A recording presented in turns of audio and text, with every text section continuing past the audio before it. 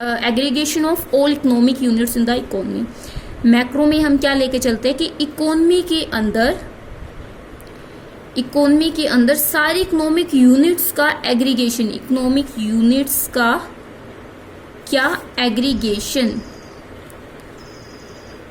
ठीक है। अब हम क्या अब आगे हम जो पढ़ते हैं, नेक्स्ट जो पॉइंट आता है आपका different set of assumption. Different set of assumption fifth point है, different set of assumption.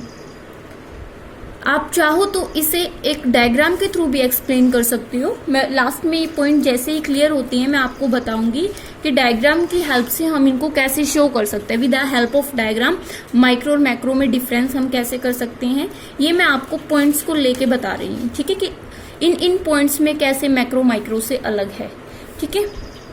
Okay, point पे आते हैं। जो अगला पॉइंट है हमारा वो है डिफरेंट सेट ऑफ अजम्पशन, ठीक है। माइक्रो और मैक्रो इकोनॉमिक्स क्या है, अलग अलग अजम्पशंस पे बेसिस होती हैं। कुछ वेरिएबल्स को हम माइक्रो इकोनॉमिक्स के अंदर कांस्टेंट मानते हैं। वेरिएबल्स क्या होते हैं, जिनको चेंज किया जा सकता है, कैन बी चेंज। एक मैथ में तो वेरिएबल क्या होते हैं, एक्स वाई जेड ये होते हैं, लेकिन इकोनॉमिक्स के अंदर ये नहीं होते। इकोनॉमिक्स के अंदर हमारी क्या होती है, लेबर और कैपिटल, लैंड लेबर कैपिटल, ये हमारे क्या होते हैं इकोनॉमिक्स के अंदर वेरिएबल्स होते हैं। तो ये क्या कहता है डिफरेंट सेट ऑफ कंजप्शन में कि माइक्रो इकोनॉमिक्स में कुछ ऐसे वेरिएबल्स हैं जिसको हम कांस्टेंट मानते हैं, कुछ ऐसे वेरिएबल्स हैं जिनको हम कांस्टेंट मानते हैं, और उन्हीं वेरिएबल्स को हम मैक्रो में फिर क्या मानते हैं कि चेंज हो रहे हैं। जिस कहने का मतलब क्या है, यहाँ पे कुछ ऐसे वेरिएबल्स हैं जिनको हम माइक्रो में कांस्टेंट मानते हैं। जिन वेरिएबल्स को हम माइक्रो में कांस्टेंट मानते हैं वो मैक्रो में कांस्टेंट नहीं रहते, वो चेंज हो जाते हैं। और जिसको हम मैक्रो में कांस्टेंट मानते हैं वो हमारे माइक्रो में क्या हो जाते हैं, चेंज हो जाते हैं वो वेरिएबल्स, ठीक है। कैसे एक हम लेके चलते हैं, जैसे माइक्रो इकोनॉमिक्स में मैं लेके चल रही हूँ, माइक्रो इकोनॉमिक्स में मैं मान रही हूं कि जो टोटल आउटपुट है, total output and employment,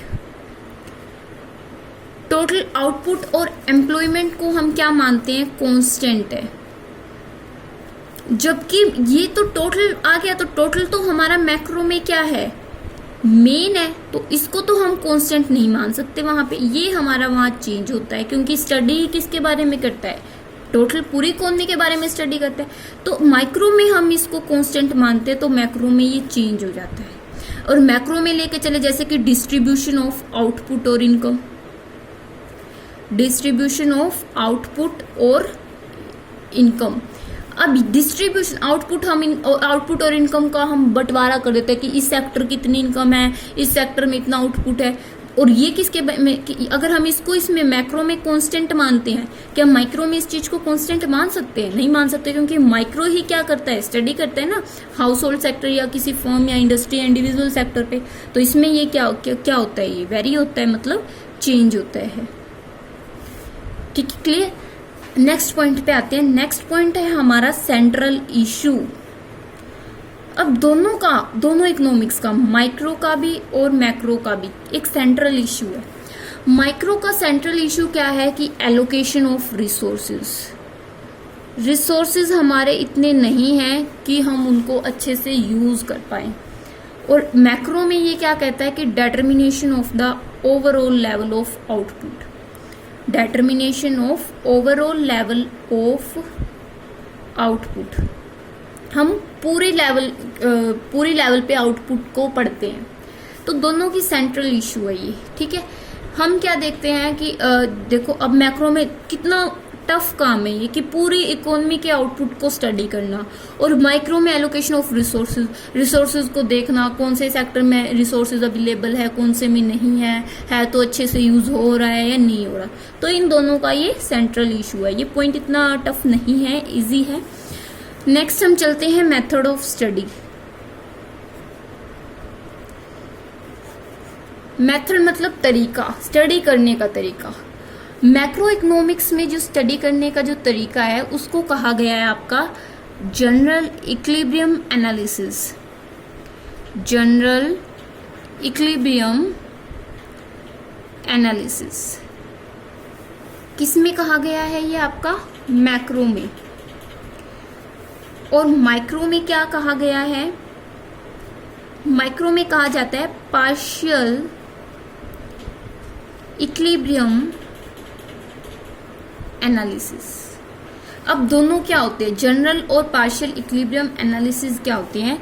partial equilibrium का मतलब क्या है? एक मार्केट में, ठीक है, किसी एक कमोडिटी मार्केट में, पार्शियल मतलब वन मार्केट में हम पढ़ते हैं। और इसकी किस अजम्पशन पे हम पढ़ते हैं? कि जो दूसरी मार्केट है, अदर मार्केट्स आर कांस्टेंट, ये हम अजम्पशन लेके चलते हैं कि दूसरी मार्केट हमारी कांस्टेंट है। मार्केट कौन सी है यहाँ पे? मार्केट कौन सी है? Labour market. और जो कैपिटल मार्केट है वो हमारी क्या रहेगी? कांस्टेंट। कि मतलब जितनी पहले हमारे पास लेबर अवेलेबल थी उससे ही काम कर रहे हैं हम, जितनी कैपिटल है उससे ही काम कर रहे हैं, ना हमने बढ़ाई ना घटाई, वो क्या है? कांस्टेंट। तो वो क्या होती है? हमारी पार्शियल इक्विलिब्रियम एनालिसिस। ठीक है। जनरल इक्विलिब्रियम का मतलब क्या है यहाँ पे? कि इक्विलिब्रियम का पॉइंट पढ़ते हैं हम इकोनॉमी में। इकोनॉमी की सभी मार्केट्स में हम क्या पढ़ते हैं? इक्विलिब्रियम का पॉइंट्स। ठीक है, इक्विलिब्रियम पॉइंट हम स्टडी करते हैं इकोनॉमी में। ठीक है। और होल लेवल पे जो पार्शियल इक्विलिब्रियम एनालिसिस है वो माइक्रो में आती है, और जो जनरल है वो किस में आती है? हमारी मैक्रो में। एक लास्ट पॉइंट है हमारा micro macro paradox. Exam point of view से दोनों जो अब तक हमने पढ़ा है बहुत इंपॉर्टेंट है, ये आता है डिफरेंशिएशन माइक्रो और मैक्रो में। ठीक है। माइक्रो मैक्रो पैराडॉक्स क्या है? What is logical at the micro level may not be logical at the macro level. क्या जो माइक्रो लेवल में लॉजिक है क्या वो मैक्रो लेवल में होगा? ऑब्वियस है नहीं होगा, क्योंकि दोनों के लेवल क्या है? अलग अलग है, मेथड ऑफ स्टडी अलग है, मीनिंग अलग है। तो लॉजिकल भी क्या होगा? दोनों का अलग अलग होगा। एक एग्जाम्पल के थ्रू समझाती हूँ मैं इसको। रोहन है, ठीक है, जिसकी जो पर मंथ सैलरी है, पर मंथ जो उसकी अर्निंग या इनकम हम कह सकते हैं वो है ₹50,000। रोहन क्या करता है? अपनी 50,000 में से हर महीने 20,000 सेव करता है। 20,000 क्या करता है? सेव कर लेता है। ठीक है। अब हम क्या कहते हैं कि अगर हम क्या करते हैं, अब देखो 20,000 सेव करता है तो सिर्फ स्पेंड कितने कर रहा है वो? 30,000। दूसरा है सोहन, उसको भी 50,000 रुपये मिलते हैं महीने में, 50,000 रुपये कमाता है वो, उसमें से वो तो सिर्फ 10,000 रुपये बचाता है, बाकी 40,000 रुपये वो क्या कर देता है? स्पेंड कर देता है। तो हम क्या कहें कि अगर सारे इकोनॉमी के अंदर सारे पीपल ज़्यादा सेव करना शुरू कर देंगे तो उनकी स्पेंडिंग कैपेसिटी क्या होगी? कम होगी। जो डिमांड करेंगे गुड्स और सर्विसेज की वो भी क्या हो जाएगी? कम हो जाएगी। इन्वेस्टमेंट कम हो जाएगी। प्रोडक्शन एम्प्लॉयमेंट भी क्या हो जाएगा? कम हो जाएगा। इससे क्या होगा? हमारा प्रोस्पेरिटी यानी इकोनॉमी में ग्रोथ आने की बजाय क्या हो जाएगा? पॉवर्टी आ जाएगी। ठीक है। देखो जब स्पेंड हम क्या करेंगे? ज्यादा करेंगे।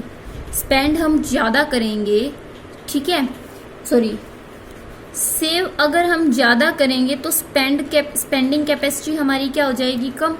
स्पेंड हम कम करेंगे मतलब डिमांड भी क्या हो रही है? डिमांड भी क्या हो रही है? कम हो रही है।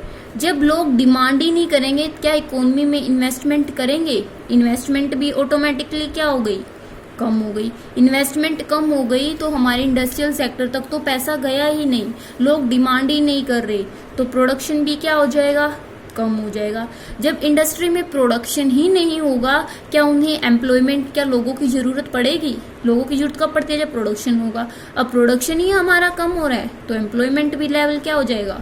कम हो जाएगा। ठीक है।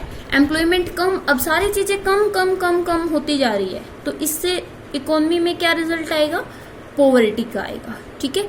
इसका हमारा जो स्कोप रह गया है, ठीक है, सिर्फ स्कोप रहता है इस चैप्टर में और इसकी इम्पोर्टेंस रहती है, ये हम नेक्स्ट वीडियो में करेंगे। ठीक है। Okay, thank you.